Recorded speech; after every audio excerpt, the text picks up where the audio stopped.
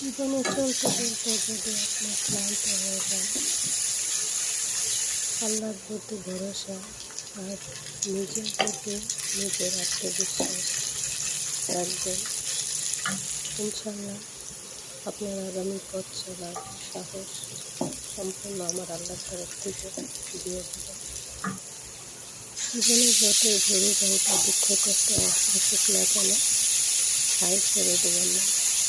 আল্লাহর কাছে শুধু একটাই প্রার্থনা করবেন, দুঃখ কষ্ট যা কিছুই হোক, যতই হোক না কেন, আল্লাহ যেন আমাদের সবাইকে দুঃখের সাথে মোকাবেলা করার জন্য ধৈর্যটাও দিয়ে দেন। বিসমিল্লাহির রহমানির রহিম। আসসালামু আলাইকুম কলিজার ভাই বোন, কেমন আছেন? আলহামদুলিল্লাহ আমি তো বেশ ভালো আছি। চলে আসলাম আপনাদের সবার মাঝে ছোট্ট একটা ভিডিও নিয়ে। আজকে আমি রান্না করছি চিংড়ি মাছ দিয়ে কচু শাক। আমার অনেক পছন্দের একটা খাবার এটা। আশা করি আপনারা আমার পুরো ভিডিওটা দেখবেন।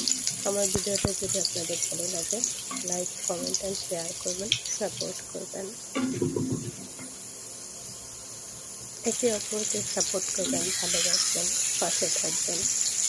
ইনশাআল্লাহ সাপোর্ট করবেন, সাপোর্ট পাবেন। ইউটিউবে আমি নতুন, সেজন্য আমি আপনাদের বলতেছি আমাকে একটু সাপোর্ট করবেন, ভালোবাসবেন।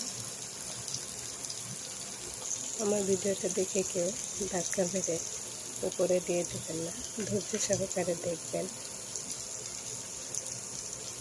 দেখেন আমার কচুটাকে মাশাআল্লাহ দেখতে যেমন সুন্দর হয়েছে, খেতেও অনেক বেশি টেস্টি ছিল।